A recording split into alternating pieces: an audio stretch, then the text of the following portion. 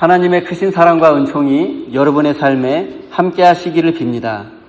오늘은 망치를 내려놓고 마리아처럼 들음의 신비 속으로 라는 제목으로 함께 하나님의 말씀을 나누겠습니다.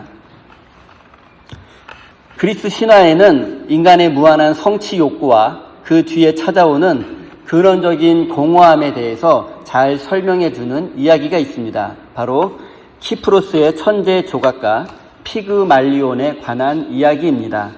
여러분, 피그말리온 효과 많이 들어보셨죠? 피그말리온 효과, 우리 교육학에서는 로젠탈 효과라고 부릅니다. 이 신화에서 유래한 피그말리온 효과가 있는데, 이 심리학 용어인데 타인의 기대나 격려가 실제로 그 사람의 행동과 성과를 향상시킨다라는 그런 현상을 의미합니다. 그게 바로 피그말리온 효과입니다. 그림 하나 볼까요? 피그말리온은 세상의 불완전함과 타락에 깊은 환멸을 느꼈습니다. 그래서 그 누구와도 비교할 수 없는 세상에서 가장 아름답고 가장 완벽한 여인을 조각하기 시작했습니다. 그래서 그는 밤낮을 가리지 않고 정과 망치를 휘둘렀습니다. 한치의 오차도 없는 완벽한 비율, 흠잡을 곳 없는 곡선, 세상 그 어떤 살아있는 존재보다 더 아름다운 형상을 빚어내기 위해서 그는 쉴 틈 없이 일했습니다. 그리고 마침내 가장 완벽하고 가장 아름다운 여인의 조각상이 완성되었고, 피그말리온은 그 조각상에 갈라테아라는 이름까지 붙여 주었습니다.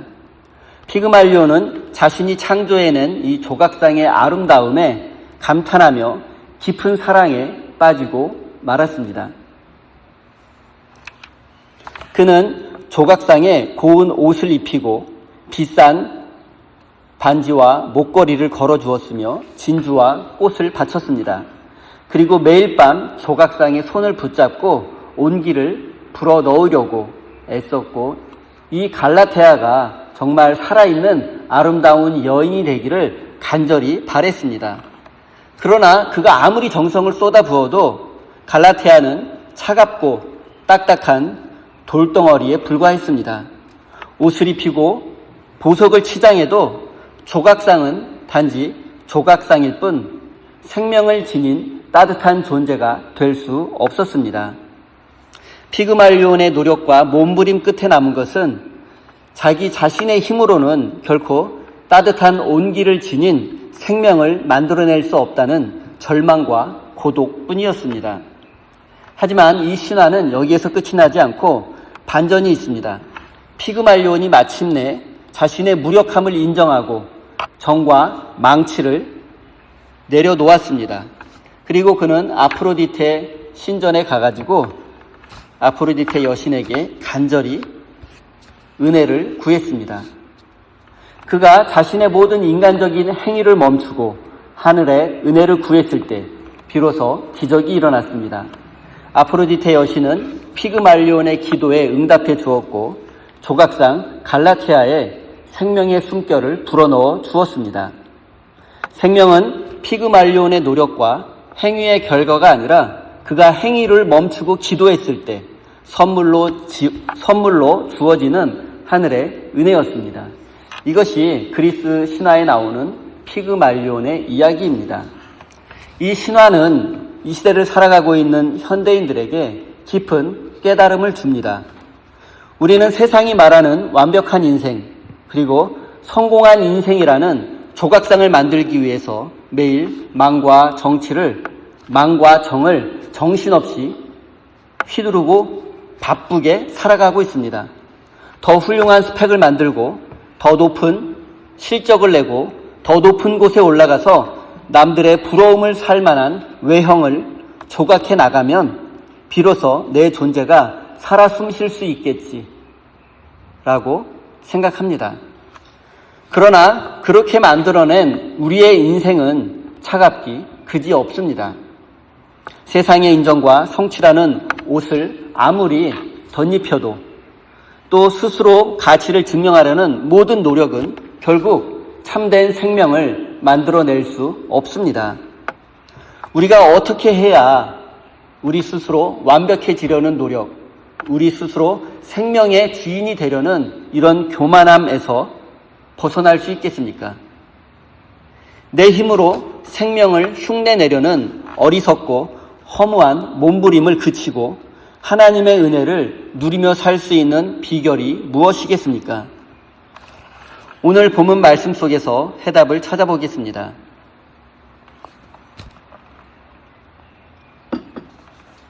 먼저 본문 말씀의 내용을 제가 간단히 소개하겠습니다.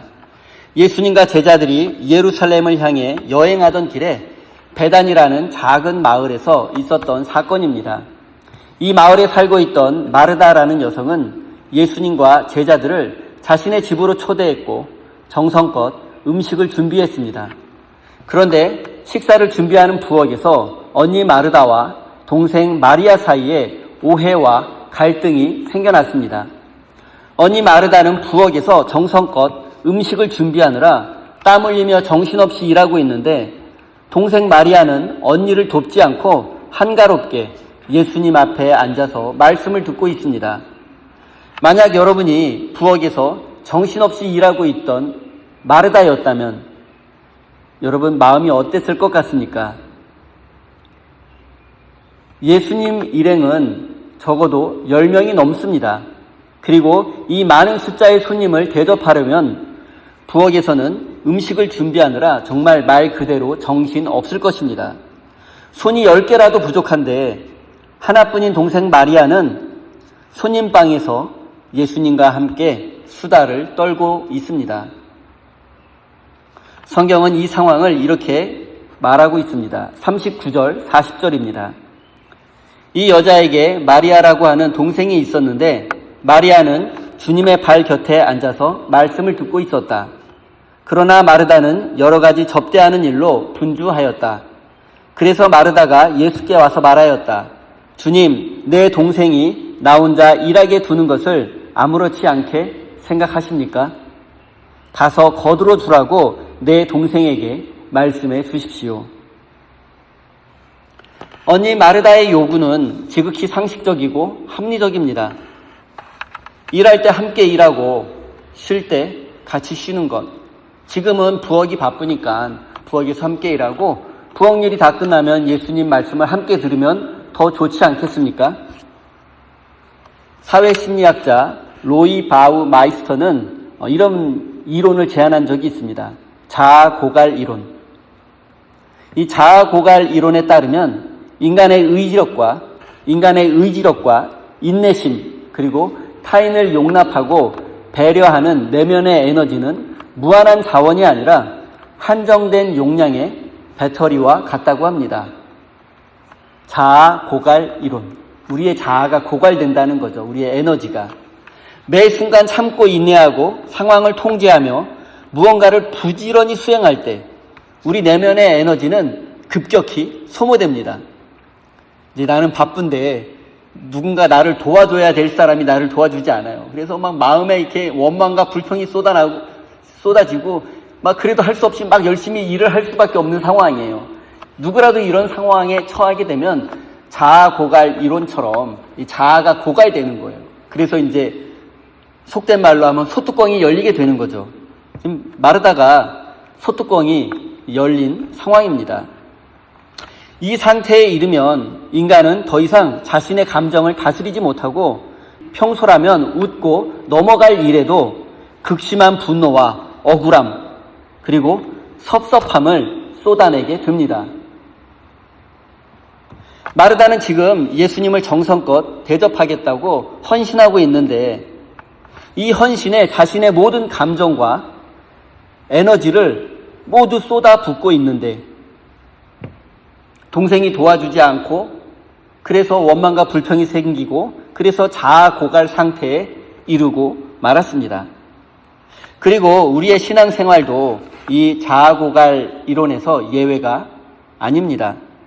예수님과의 친밀한 교제를 통해 영적인 생수를 하나님의 은혜를 공급받지 못한 채 오직 의무와 책임감으로 그리고 완벽해야 한다는 성과주의적 생각으로 신앙생활을 한다면 우리의 영적 자아는 순식간에 고갈되고 말 것입니다. 우리 영혼의 배터리가 방전이 되면 기쁨과 감사의 마음으로 시작했던 봉사와 헌신, 모든 사역이 한순간에 원망과 불평의 원인이 되고 맙니다. 생각해보면 마르다의 원망과 불평 밑바닥에는 예수님을 향한 지극한 사랑과 가장 완벽한 대접을 드리고 싶다는 거룩한 마음이 있었습니다. 그러나 그 아름다운 마음과 그 열정조차 하나님의 은혜가 없이는, 그리고 스스로의 힘과 노력과 열심만으로는 감당할 수 없습니다. 결국 마음의 깊은 섭섭함과 분노로 이 거룩한 마음이 변질되고 맙니다. 오늘 우리 역시 마르다처럼 분주함의 뒤편에서 우리의 영혼이 깊이 병들어 가고 있다는 사실을 우리가 깨닫지 못할 수도 있습니다. 내가 교회를 위해서 이렇게 수고하고 헌신하는데 왜 아무도 알아주지 않는가라는 섭섭함, 나 혼자 가정을 지키고 있다라는 생각 가진 분들이 많습니다. 나 혼자 일터에서 열심히 고생하고 수고한다고 생각하는 분들이 많아요. 그래서 부부 사이에 섭섭함이 생기고 직장에서 억울한 일이 생기고, 또 이런 섭섭함과 억울함이 우리의 영혼을 갉아먹게 된다면 우리는 이미 이 시대에 서글픈 마르다로 살아가고 있는 것입니다. 우리 안에서 시시때때로 터져나오는 섭섭함과 날카로운 분노는 사실 내 힘으로 완벽한 인생을 조각해 내느라고 애쓰고 노력하는 것입니다. 그런데 그 내 열심과 내 열정, 내 그 거룩한 마음에 하나님의 은혜가 없다면 우리의 그 거룩한 마음은 언제든지 타락하고 변질될 수 있습니다. 마음의 섭섭함과 억울함과 분노의 마음이 조금이라도 생기게 된다면 그것은 하나님 앞에 엎드리라는 우리 영혼의 신호입니다. 하나님으로부터 오는 은혜와 공급이 없는 맹목적인 열심과 열정, 맹목적인 봉사는 우리의 영혼을 무너뜨릴 뿐만 아니라 결국 우리 곁에 있는 성도들과 이웃을 정죄하는 날카로운 흉기로 변할 수밖에 없습니다. 진짜 문제는 해야 할 일이 많다는 사실이 아니라 완전히 바닥이 나버린 우리의 내면, 우리의 영혼이 문제입니다. 성경은 마르다가 여러 가지 대접하는 일로 분주하였다라고 말씀합니다. 여기서 분주하다라는 헬라어 단어는 파리에스파토인데 그 뜻은 사방에서 잡아끌어 마음이 갈기갈기 찢어지다. 그러니까 내 마음을 사방에서 여기저기에서 잡아끌어가지고 마음이 갈기갈기 찢어진 상태, 이 상태가 바로 마음이 분주한 상태이고, 이 마음이 분주한 상태는 정말 무서운 상태입니다. 수없이 많은 해야 할 일들 앞에서 영적인 에너지가 우리의 영혼이 갈기갈기 찢겨졌으니 마르다의 내적 자아가 고갈된 것은 분명합니다. 그래서 결국 마르다의 섬김과 헌신은 원망과 불평이 되고 말았습니다. 마리아는 예수님께 이렇게 말합니다. 주님, 내 동생이 나 혼자 일하게 두는 것을 아무렇지 않게 생각하십니까? 가서 내 동생에게 가서 언니 좀 도와주라고 말씀하십시오. 뉘앙스는 굉장히 지금 심각한 뉘앙스입니다. 마르다는 지금 동생을 비난할 뿐만 아니라 이런 상황을 방조하시는 예수님까지 원망하고 불평하고 뉘앙스로 보면 예수님의 죄를 묻고 있는 것 같습니다. 예수님, 어떻게 나에게 이럴 수 있습니까? 내가 예수님을 얼마나 사랑하는데, 내가 예수님을 위해서 얼마나 이렇게 열심히 일하고 있는데 어떻게 예수님이 나에게 이럴 수 있습니까? 라고 지금 따져 묻고 있는 것입니다. 오늘날 현대의 성도들도 동생과 예수님을 비난하는 마르다와 너무 많이 닮아 있다는 생각을 지울 수 없습니다. 우리는 하나님의 일을 한다고 하면서도 이 마르다의 함정에 너무 자주 빠지곤 합니다. 주일 예배 시간 한참 전에 1시간, 2시간 전에 교회에 와서 예배 준비를 돕고 또 예배당 청소와 예배당을 정리하고 친교실 세팅을 하고 또 점심 식사 준비를 하고 또 일반적인 교회에서는 주차 안내와 또 찬양대로 봉사하시는 분들이 계시고 교회 학교와 식당에서 봉사하는 분들도 많이 계십니다. 목사들 세계에서 우스갯소리가 있어요. 교회에서 성가대와 주방을 지배하는 자, 교회를 지배하리라. 유명한 말이에요. 우리 목사 세계에서. 왜 이런 말이 나왔겠습니까? 그만큼 일반적인 교회에서 주방 봉사와 성가대에서 섭섭한 일이 가장 많이 생기고 원망과 불평이 가장 많이 발생하기 때문입니다. 처음에는 감사와 기쁨으로 시작한 헌신과 봉사였지만 하나님의 은혜를 공급받지 못한 채 책임과 의무감으로 봉사하다 보면 지치게 되고 자아가 고갈되고 결국 원망과 불평의 사람이 되고 마는 것입니다. 사랑하는 성도 여러분, 여러분은 지금 교회를 섬기며 혹은 가정과 일터에서 많은 일을 감당하느라 자아가 고갈되고 영혼이 병들어가고 있지는 않습니까? 혹시 나의 내면 깊은 곳에서 나를 알아주지 않고 인정해주지 않는 사람들을 향한 섭섭함과 원망, 그리고 나만 혼자 무거운 짐을 진 것 같아 억울한 마음이 끌어오르지는 않습니까? 사랑하는 성도 여러분, 만약 그런 마음이 여러분에게 조금이라도 있다면 여러분의 영혼이 병들어가고 있거나 이미 심한 영적인 질병에 걸렸다는 사실을 깨달으시기 바랍니다. 하나님을 위해 일한다는 명분 뒤에 숨어 정작 그 일의 주인이신 하나님을 잃어버린 채 염려와 근심으로 가득 차 있다면 이제 그 모든 봉사와 헌신을 잠시 멈추고 여러분의 내면을 하나님의 은혜로 가득 채워야 합니다. 일의 결과와 성과로 스스로 가치를 증명하려고 했던 마르다의 조급함을 여러분 내려놓으십시오. 그 분주함과 조급함에서 벗어나 하나님의 은혜를 사모하는 성숙한 믿음의 사람이 되시기 바랍니다.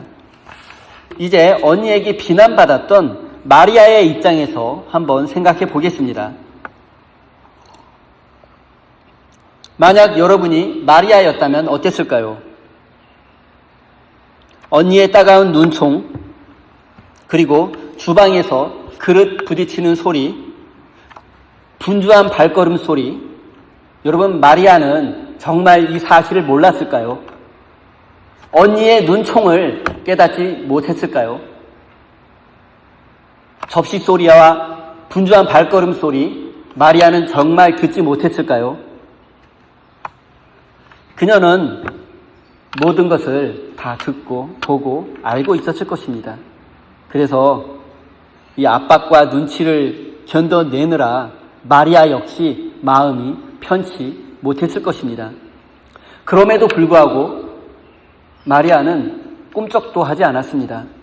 성경은 이렇게 말합니다. 39절에 마리아는 주님의 발 곁에 앉아서 말씀을 듣고 있었다.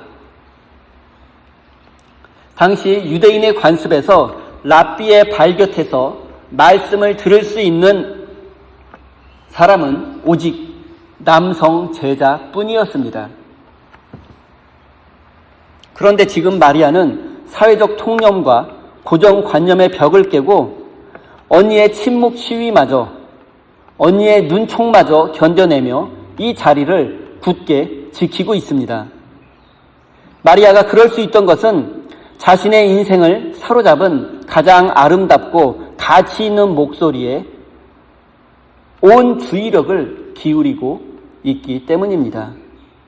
심리학에는 아주 흥미로운 현상이 하나 있습니다. 음악 소리와 사람들의 대화로 웅성웅성하고 시끄러운 파티장에서도 신기하게 내 앞에 있는 사람의 얘기는 잘 들립니다. 그리고 저 멀리에서 내 이름을 부르는 소리는 귀에 쏙쏙 들리는 현상입니다. 심리학에서는 이를 선택적 주의, selective attention이라고 말합니다. 또는 칵테일 파티 효과라고도 부릅니다. 우리의 뇌는 수없이 쏟아지는 소음과 자극 속에서 나에게 가장 가치 있고 중요한 대상의 신호만을 선택적으로 받아들이고 나머지는 차단하는 집중 필터가 있다고 합니다. 그러니까 아무리 시끄러운 곳에 가도 내가 듣고 싶은 얘기는 다 들을 수 있다는 거예요. 내가 듣고 싶은 얘기만 선택해서 그걸 듣는다는 얘기죠. 우리의 뇌에는 그런 능력이 있습니다. 선택적 주의, selective attention. 심리학적으로 말하자면 지금 마리아는 영적인 선택주의 상태에 들어가 있습니다. 마리아는 지금 언니의 눈총, 부엌에서 분주한 소리, 뭐 이런 거를 듣고 싶지 않은 거예요.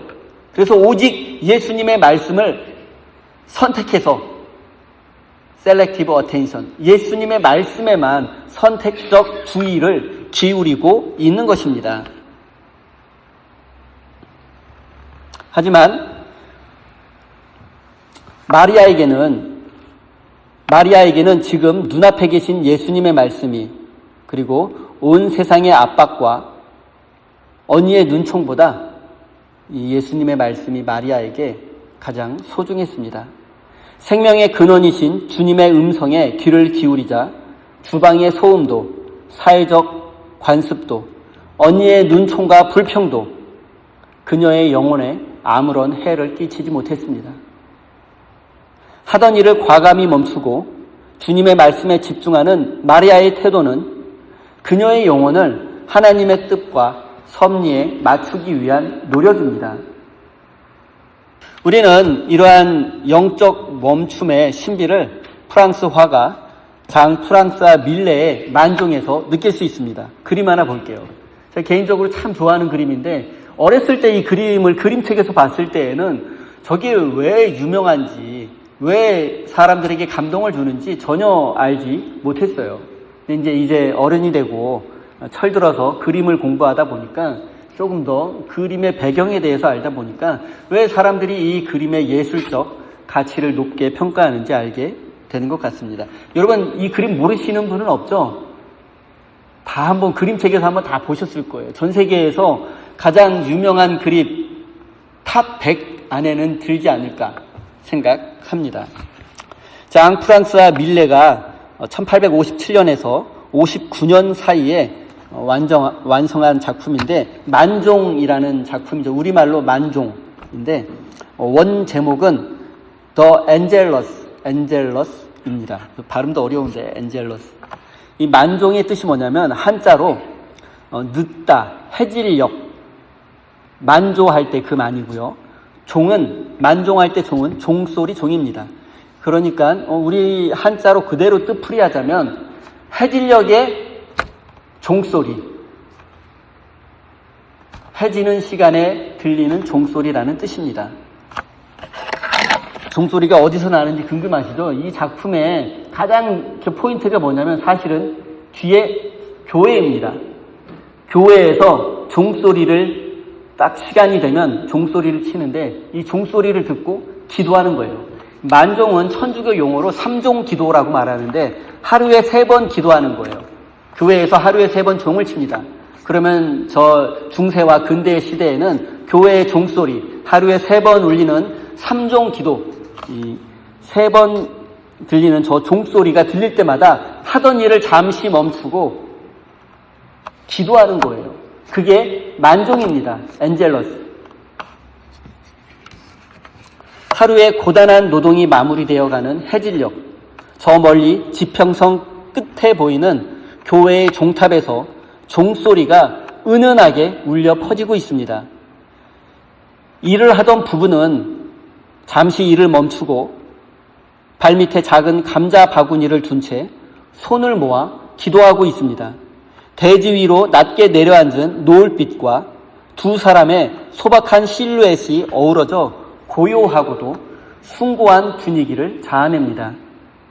끝없는 가난과 고된 노동의 들판에서 감자를 캐던 가난한 농부가 해질녘 교회의 종소리를 듣고 하던 일을 멈추고 감사의 기도를 드리고 있는 모습입니다.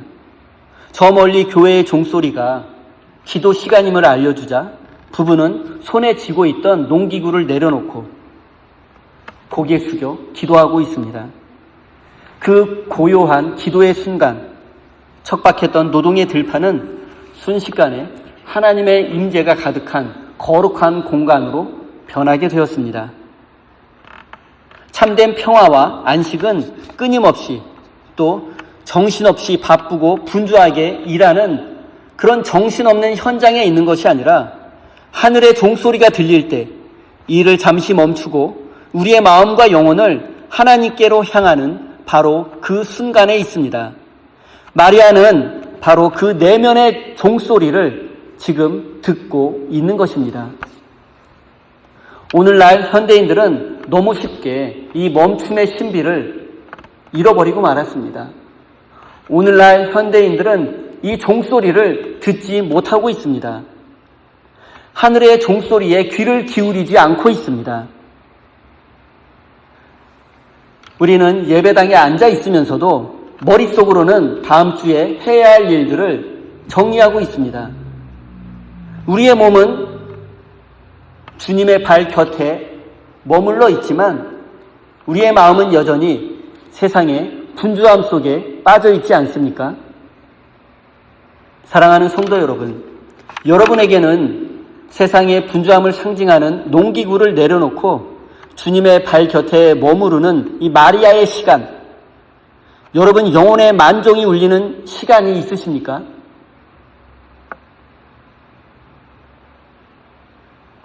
아무것도 하지 않으면 뒤처질 것 같은 불안감 때문에 끊임없이 스스로를 성취의 굴레로 여러분 내몰고 있지 않습니까? 여러분 그렇다면 이제 하늘의 종소리에 귀를 기울이셔야 합니다. 하나님의 말씀에 여러분의 삶을 맡겨 드려야 합니다. 세상이 주는 일시적인 만족과 소유가 아니라 결코 빼앗기지 않을 영원한 하나님의 은혜를 사모하시는 여러분 되시기 바랍니다.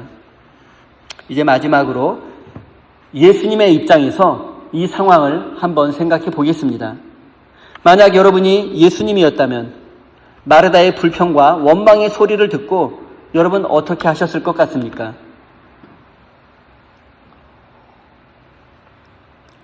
수고하는 마르다를 모른 채 할 수 없고 또 말씀을 경청하는 마리아를 혼내주기도 어렵고 그래서 결국 마리아에게 가서 언니 좀 도와줘라 이렇게 부드럽게 말하고 적당히 넘어갔을 수도 있습니다. 그러나 예수님은 우리의 예상과 다르게 단호하게 말씀하십니다. 마르다야, 마르다야, 너는 많은 일로 염려하며 들떠 있다.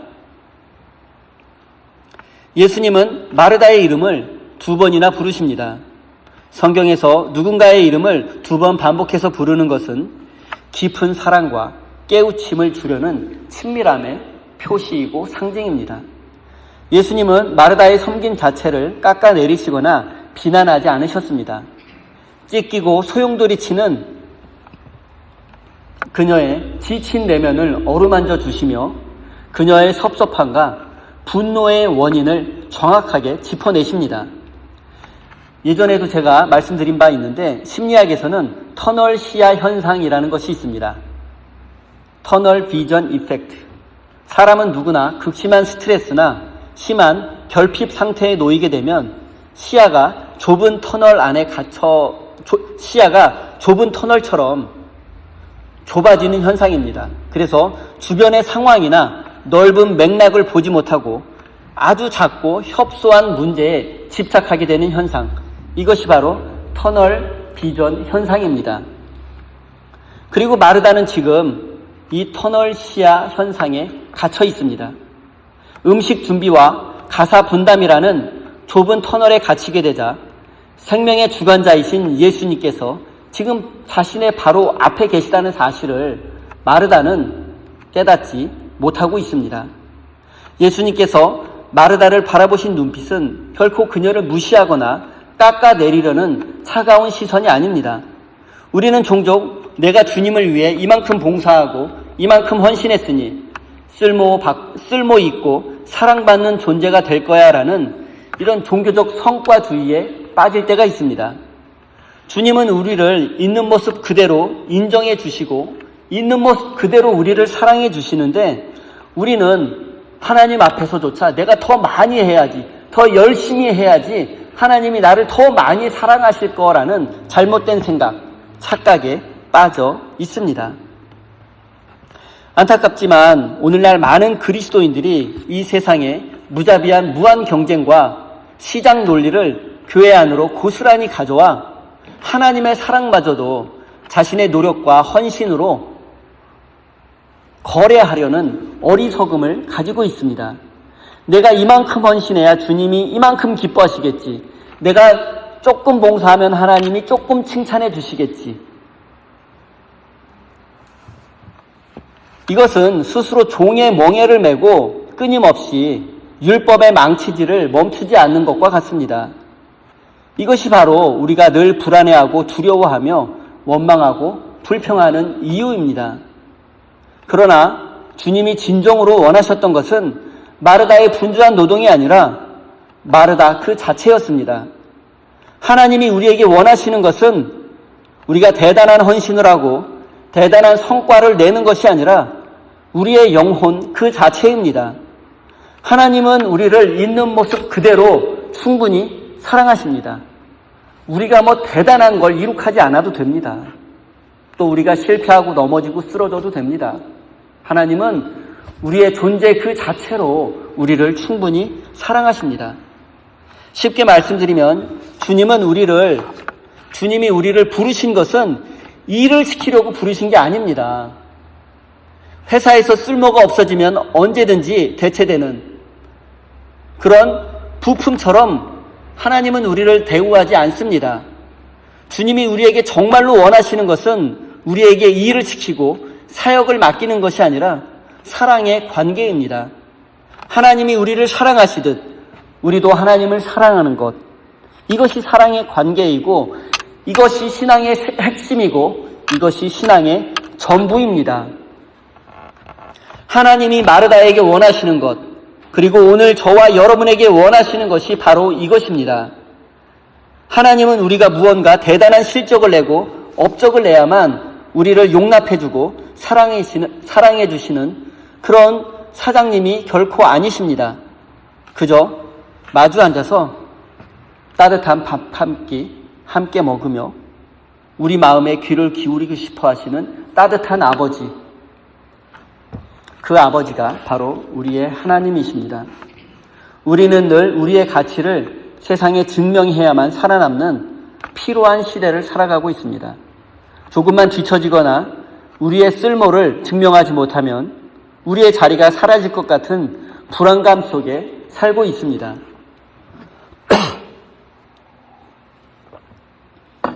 그런데 예수님은 우리의 지친 손을 잡고 이렇게 말씀하십니다. 그렇게 애쓰지 않아도 괜찮다. 나는 내가 실력 있고 능력 있고 열심히 하고 또 잘나서 너를 사랑하는 게 아니라 그냥 너라는 존재 그 자체를 너무 사랑한단다. 이것이 주님의 마음입니다. 이제 우리는 세상의 무거운 짐들을 내려놓고 나와 함께 편안히 쉬자라고 말씀하시는 주님 앞에 무릎 꿇어야 합니다. 사랑하는 성도 여러분, 이제 주님의 일을 하는 일꾼의 자리에서 내려와 아버지와 마주 앉아 온 길을 나누는 사랑의 식탁으로 나아오십시오. 세상의 경쟁 논리에 속아 하나님의 사랑마저 나의 공로와 헌신으로 거래하려 했던 어리석음을 내려놓으십시오.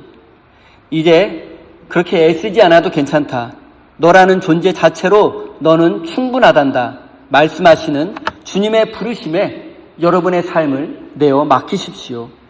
스스로의 가치와 쓸모를 증명하려던 질주를 이제 멈추고 있는 모습 그대로 우리를 사랑하시는 하나님 아버지의 따뜻한 품 안에서 세상이 빼앗지 못할 평화와 안식을 누리기 바랍니다. 사랑하는 우리 세임교회 성도 여러분, 세상이 강요하는 무한 경쟁의 쳇바퀴에서 내려와 하나님 앞에 엎드리고 하나님께서 주시는 참된 평화와 안식을 누리는 복된 인생이 되시기를 예수님의 이름으로 축원드립니다. 기도하겠습니다. 사랑의 하나님, 오늘도 세상이 말하는 완벽한 조각상을 빚어내기 위해 염려의 망치질을 멈추지 못했던 우리의 연약함을 긍휼히 여겨 주십시오. 내 힘과 실력으로 나의 가치를 증명하려고 했던 우리의 어리석음을 불쌍히 여겨 주십시오. 이 시간 내가 쥐고 있던 정과 망치를 모두 주님의 십자가 앞에 내려놓고 오직 하나님의 은혜만을 구하오니 차갑게 식어버린 우리의 영혼에 주님의 따뜻한 생명의 숨결을 불어넣어 주십시오. 세상의 분주함과 또 비교하는 마음을 모두 내려놓고 마리아처럼 주님의 발치에 머물러 영혼의 만종소리에 귀 기울이게 하여 주시옵소서. 그렇게 애쓰지 않아도 괜찮다, 너는 내 소중한 자녀란다 말씀하시는 주님의 부르심에 우리의 지친 영혼을 내어 맡깁니다. 사랑의 하나님, 오늘 주님 앞에 우리의 소중한 물질과 생명 같은 시간을 구별하여 하나님 앞에 드립니다. 이 예물에는 하나님께서 베풀어 주신 은혜에 대한 감사의 고백이 담겨 있으니 기쁘게 받아 주십시오. 또한 우리 세임교회 모든 성도들의 가정과 일터 위에 세상이 줄 수 없고 빼앗아 갈 수도 없는 참된 평화와 안식을 내려 주십시오. 이 예물이 쓰이는 곳마다 죽어가는 영혼이 살아나고 하나님의 생명이 꽃피우는 역사가 있게 해 주십시오. 예수 그리스도의 이름으로 기도드립니다. 아멘.